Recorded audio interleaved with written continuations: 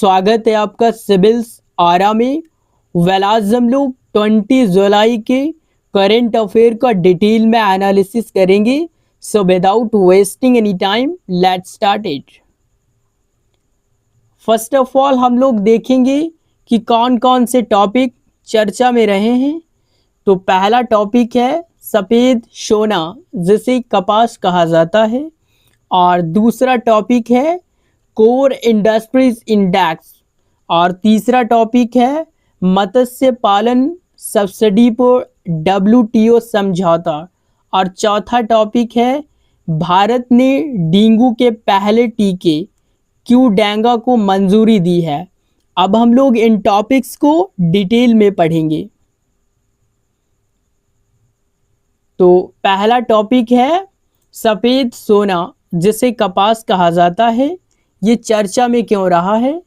तो हाल ही में वस्त्र मंत्रालय और कृषि मंत्रालय द्वारा जारी नवीनतम रिपोर्ट में भारत में कपास उत्पादकता में सुधार, न्यूनतम समर्थन मूल्य MSP और कस्तूरी कार्टन भारत पहल के प्रगति संकेतों की समीक्षा की गई है, इसलिए टॉपिक चर्चा में रहा है। तो कपास का महत्व। कपास को भारत में सफ़ेद सोना कहा जाता है। यह भारत की सबसे प्रमुख नकदी फसल में से एक है।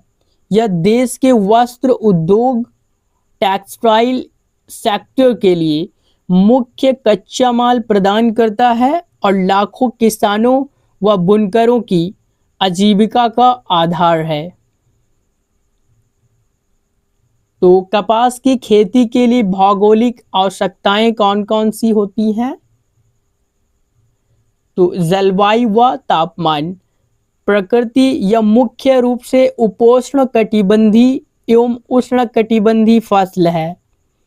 तापमान इसका विकास करने के लिए 21 सेल्सियस से लेकर और 30 डिग्री सेल्सियस तक तापमान आदर्श माना जाता है।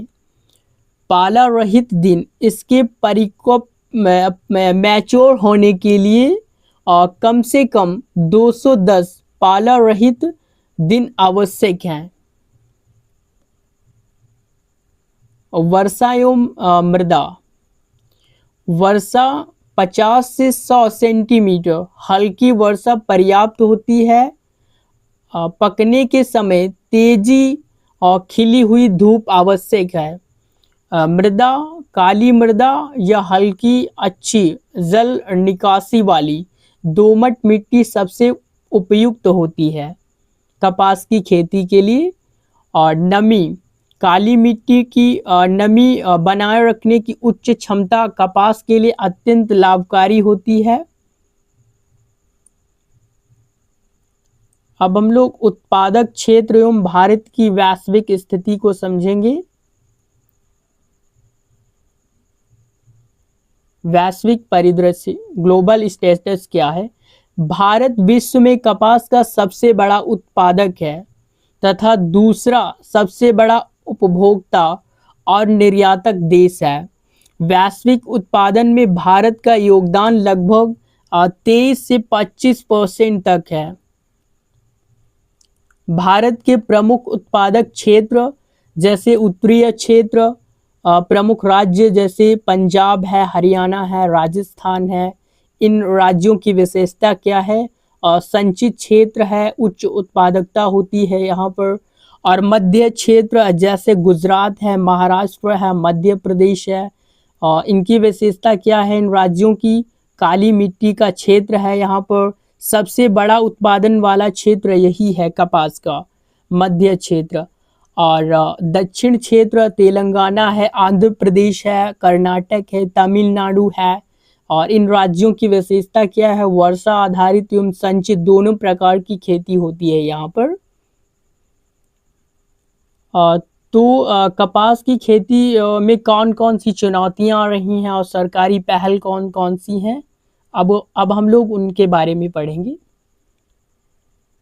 तो प्रमुख चुनौतियाँ कौन कौन सी हैं? गुलाबी सुंडी, बीटी कपास पर पिंक बॉल वर्म कीट के हमले से भारी नुकसान होता है। यह एक प्रकार का कीट है जो काफ़ी नुकसान करता है कपास की खेती को। और कम उत्पादकता, भारत का क्षेत्रफल अधिक होने के बावजूद प्रति हेक्टेयर उपज वैश्विक औसत से कम है, ये भी एक चुनौती है। मौसम परिवर्तन, ये भी एक चुनौती है। अनियमित मानसून और वर्षा पर अत्यधिक निर्भरता। अब हम लोग सरकारी पहल को देखेंगे तो कस्तूरी कॉटन भारत, प्रीमियम भारतीय कपास की ब्रांडिंग और ट्रेसेबिलिटी सुनिश्चित करने की पहल है कस्तूरी कॉटन भारत। और पीएम मित्र पार्क, एकीकृत वस्त्र उद्योग पार्कों की स्थापना करना इस पहल का उद्देश्य है। और सीसीआई द्वारा एमएसपी खरीद, भारतीय कपास निगम द्वारा न्यूनतम समर्थन मूल्य पर खरीद। अब हम लोग इसी से रिलेटेड 2020 में पीवाईक्यू आया हुआ है। पीवाईक्यू प्रश्न है यह फसल उपोष्ण कटिबंधीय प्रकृति की है। पाला इसके लिए हानिकारक होता है। इसके विकास के लिए कम से कम 210 पाला रहित दिन और 50 से 100 सेंटीमीटर वर्षा आवश्यक है। नमी बनाए रखने में सक्षम हल्की और अच्छी जल निकासी वाली मिट्टी इस फसल की खेती के लिए आदर्श है। निम्नलिखित में से कौन सी फसल है? तो ऑप्शन ए इसका राइट है कपास, जो कि हमने ऊपर पढ़ा था। अब हम लोग इसी से रिलेटेड अभ्यास प्रश्न देखेंगे। तो प्रश्न है कपास की खेती के संदर्भ में निम्नलिखित कथनों पर विचार करना है। स्टेटमेंट 1 है भारत विश्व में कपास का सबसे बड़ा उत्पादक देश है। और स्टेटमेंट 2 है बीटी कपास भारत में व्यावसायिक खेती के लिए स्वीकृत एकमात्र आनुवंशिक रूप से संशोधित फसल है। और स्टेटमेंट 3 है कपास की फसल के पकने की अवधि के दौरान हल्की वर्षा और बादल छाए रहना अत्यंत आवश्यक है। तो इसका राइट स्टेटमेंट ऑप्शन ए है। स्टेटमेंट 1 और स्टेटमेंट 2 राइट है इसका। अब हम लोग इसी से रिलेटेड दूसरा अभ्यास प्रश्न देखेंगे। कस्तूरी कॉटन भारत पहल की संदर्भ में निम्नलिखित कथनों पर विचार करना है। स्टेटमेंट 1 यह भारतीय कपास को प्रीमियम ब्रांड पहचान और वैश्विक बाजार में प्रतिस्पर्धात्मकता प्रदान करने की एक पहल है। और स्टेटमेंट 2 है इस पहल के तहत कपास की उत्पत्ति और गुणवत्ता की जांच के लिए क्यूआर कोड आधारित ब्लॉकचेन और ट्रेसेबिलिटी का उपयोग किया जा रहा है। तो उपयुक्त कथनों में से कौन सा कथन राइट है? तो ऑप्शन सी राइट है। दोनों स्टेटमेंट इसके राइट हैं। अब हम लोग दूसरा टॉपिक पढ़ेंगे, कोर इंडस्ट्रीज इंडेक्स। तो ये टॉपिक चर्चा में क्यों रहा है? वाणिज्यिक एवं उद्योग मंत्रालय के आर्थिक सलाहकार कार्यालय द्वारा कोर उद्योगों के सूचकांक इंडेक्स ऑफ कोर इंडस्ट्रीज के वेसियर को जो है संशोधित कर दिया गया है। अब इसका वेसियर 2022-23 हो गया है, इसलिए टॉपिक चर्चा में रहा है। तो इंडेक्स ऑफ कोर इंडस्ट्रीज क्या है? यह 8 बुनियादी उद्योगों के उत्पादन प्रदर्शन का मापन करने वाला मानसिक सूचकांक है। यह औद्योगिक उत्पादन सूचकांक के लगभग भार का 40.87% हिस्सा कवर करता है। तो 8 कोर उद्योग और उनका भारित योगदान क्या है? रिफाइनरी उत्पाद इसका जो वेटेज है 28.04% सबसे अधिक है। और विद्युत इलेक्ट्रिसिटी का 19.85% है। इस्पात का 17.92% है, कोयला का 10.33% है, कच्चे तेल का 8.98% है, प्राकृतिक गैस का 6.88% और सीमेंट का है 5.37% और उर्वरक सबसे कम है 2.63%, सबसे कम है उर्वरक। तो बेसियर ये जो है संशोधन का प्रमुख उद्देश्य क्या है? संरचनात्मक बदलाव, अर्थव्यवस्था में पिछले दशक में आए संरचनात्मक एवं तकनीकी परिवर्तन को शामिल करना और सटीक डेटा, नवीनीकरणीय ऊर्जा, आधुनिक रिफाइनरी क्षमताओं को बेहतर ढंग से दर्शाना, ये इसका उद्देश्य है संशोधन का। और IIP पुनरीक्षण, राष्ट्रीय सांख्यिकी कार्यालय द्वारा IIP के आधार वर्ष संशोधन के साथ सामंजस्य। आर्थिक महत्व क्या है इसका? अग्रणी सूचक, तो यह IIP के जरिए होने से पूर्व ही औद्योगिक गतिविधियों का अग्रिम अनुमान प्रदान करता है। और नीति निर्माण, RBI की मौद्रिक नीति और सरकार की बजटीय रुझान में कोर सेक्टर की वृद्धि दर महत्वपूर्ण भूमिका निभाती है। अब हम लोग इसी से रिलेटेड PYQ देखेंगे जो 2016 में आया हुआ है। प्रश्न है 8 प्रमुख उद्योगों के सूचकांक इंडेक्स ऑफ 8 कोर इंडस्ट्रीज में निम्नलिखित में से किससे सबसे अधिक भार दिया गया है? तो इसका राइट आंसर ऑप्शन बी है, विद्युत उत्पादन। अब हम लोग इसी से रिलेटेड अभ्यास प्रश्न देखेंगे। कोर इंडस्ट्रीज इंडेक्स के संदर्भ में निम्नलिखित कथनों पर विचार करना है। स्टेटमेंट 1 है, यह सूचकांक सांख्यिकी और कार्यक्रम कार्यान्वयन मंत्रालय मोस्पी द्वारा प्रति माह जारी किया जाता है। और स्टेटमेंट 2 है, उर्वरक का 8 कोर उद्योगों में सबसे कम भरित अंश है। और स्टेटमेंट 3 है, 8 कोर उद्योग मिलाकर औद्योगिक उत्पादन सूचकांक का 50% से अधिक भार बनाते हैं। तो इनमें से उपयुक्त में से कौन सा स्टेटमेंट राइट है? तो ऑप्शन ए इसका राइट है। अब हम लोग इसी से रिलेटेड दूसरा अभ्यास प्रश्न देखेंगे। प्रश्न है 8 कोर उद्योगों को उनके भरित अंश वेटेज के घटते क्रम में व्यवस्थित करना है। पहला है इस्पात है, दूसरा कोयला है, तीसरा रिफाइनरी उत्पाद है और चौथा सीमेंट है। तो इसका राइट ऑप्शन ए है, ऑप्शन ए इसका राइट है। अब हम लोग तीसरा टॉपिक पढ़ेंगे, मत्स्य पालन सब्सिडी पर WTO समझौता। ये टॉपिक चर्चा में क्यों रहा है? तो विश्व व्यापार संगठन WTO मत्स्य पालन सब्सिडी समझौता को लागू करने हेतु सदस्य देशों द्वारा अनुसमर्थन प्राप्त करने की प्रक्रिया के अंतिम चरण में है, जिसमें भारत अपने पारंपरिक व छोटे मछुआरों के अधिकारों की रक्षा हेतु मुखर है। इसलिए टॉपिक चर्चा में रहा है। तो AFS समझौता क्या है? यह WTO के इतिहास में पर्यावरण की दृष्टि से स्थायी विकास को समर्पित पहला बहुपक्षीय समझौता है। इसका उद्देश्य समुद्री जीवों के अत्यधिक दोहन को रोकने के लिए हानिकारक मत्स्य सब्सिडी पर अंकुश लगाना। समझौते के मुख्य प्रावधान एवं प्रतिबंध,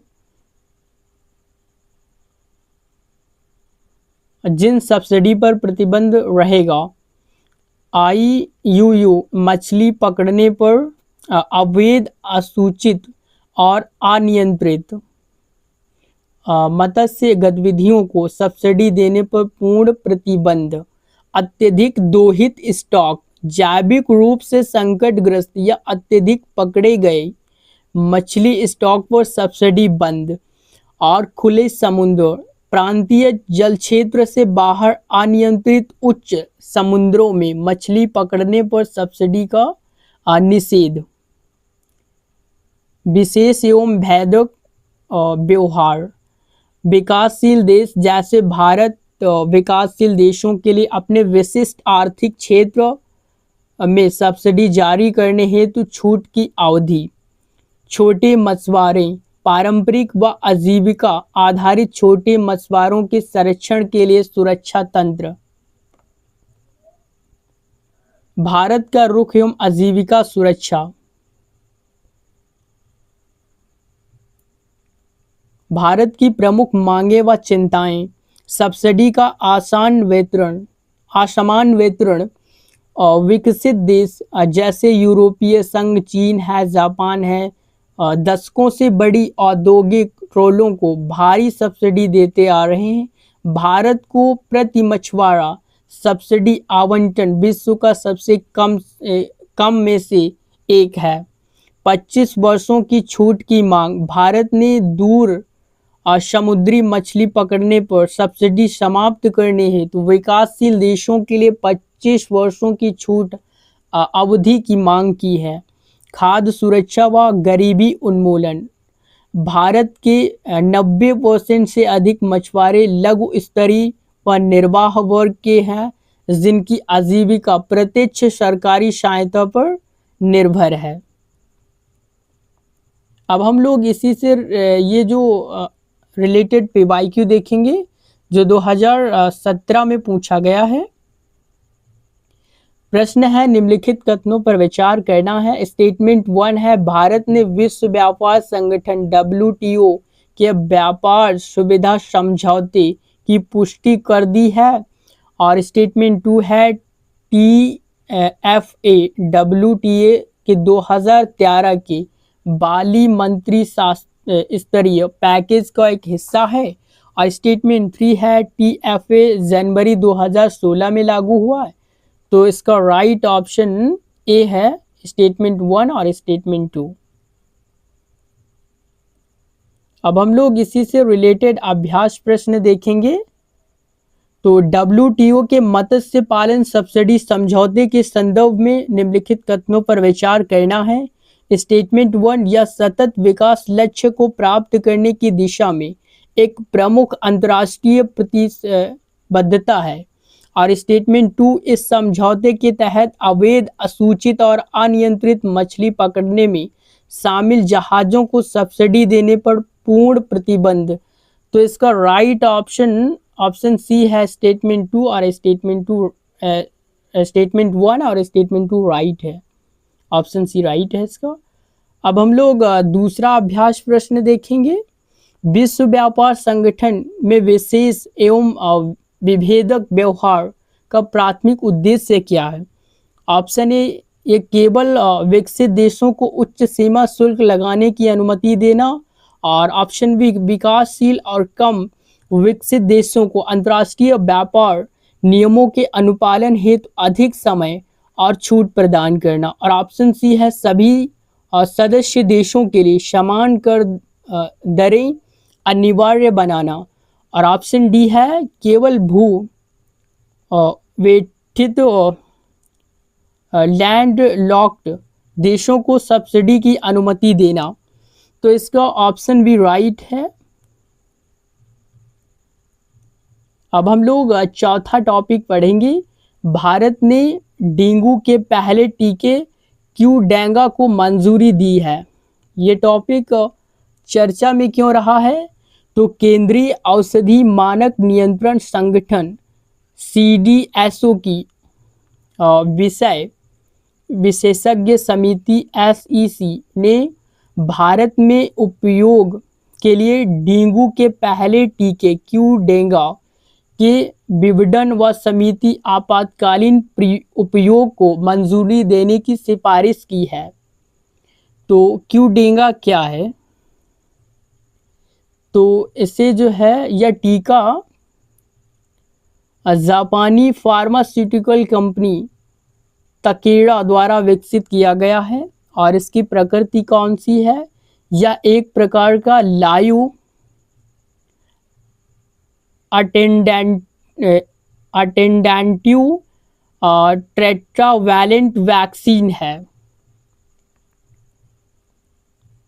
क्यूडेंगा की प्रमुख विशेषताएं कौन कौन सी हैं? 4 सेरोटाइप पर प्रभावी। डेंगू वायरस के 4 सेरोटाइप होते हैं, DNV फर्स्ट और DNV सेकेंड और DNV थर्ड और DNV फोर्थ। क्यूडेंगा यह टीका चारों सेरोटाइप के खिलाफ व्यापक सुरक्षात्मक प्रतिरक्षा प्रतिक्रिया उत्पन्न करता है। यह मुख्य रूप से DNV2 बैकबोन पर आधारित है। सेरोटाइप की अनिवार्यता नहीं है। पहले मौजूद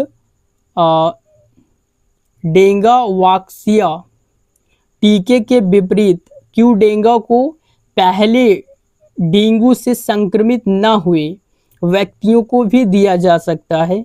यह 4 से 60 वर्ष की आयु के व्यक्तियों में अस्पताल में भर्ती होने और उसे डेंगू और गंभीर डेंगू के जोखिम को 80% से अधिक को कम करता है। तो डेंगू वायरस, इसका संचारण कैसे होता है? वाहक डेंगू मुख्य रूप से संक्रमित मादा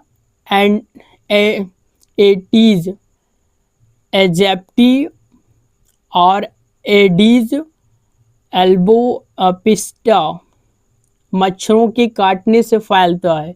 यह मच्छर दिन के समय में काटते हैं और एंटीबॉडी डिपेंडेंट इन्हेंसमेंट ADE का खतरा।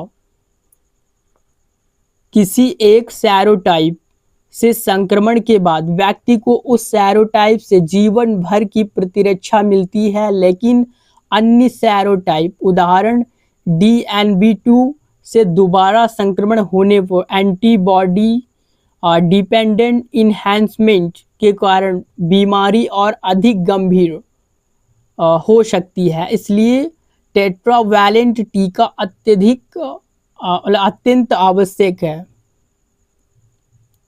अब हम लोग इसी से रिलेटेड अभ्यास प्रश्नों को देखेंगे जो कि 2023 में पूछा गया है। प्रश्न है प्रश्न है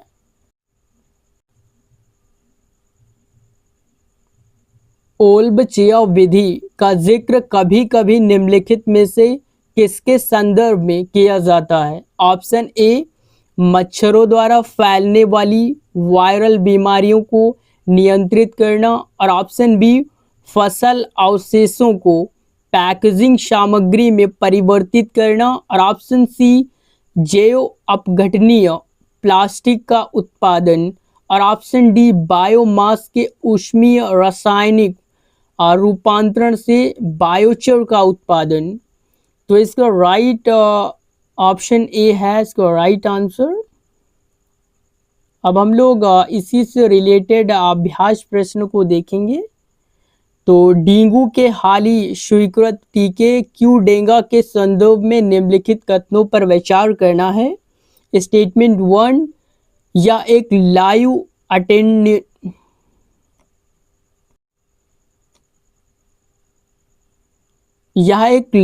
एटेन्यूएटेड टेट्रावैलेंट वैक्सीन है, और स्टेटमेंट 2 यह केवल उन्हीं लोगों को दिया जा सकता है जो पूर्व से कम एक बार डेंगू से संक्रमित हो चुके हैं।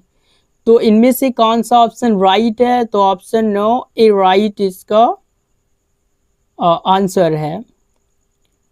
अब हम लोग इसी से रिलेटेड दूसरा अभ्यास प्रश्न देखेंगे।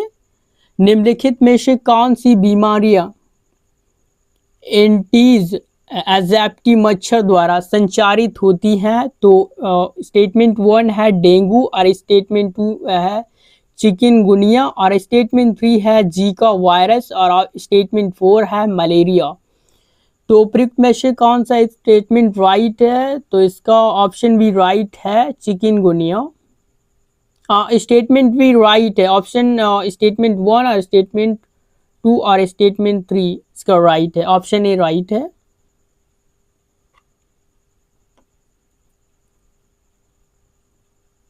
Thanks for watching this video. Please subscribe my channel Civils Aura.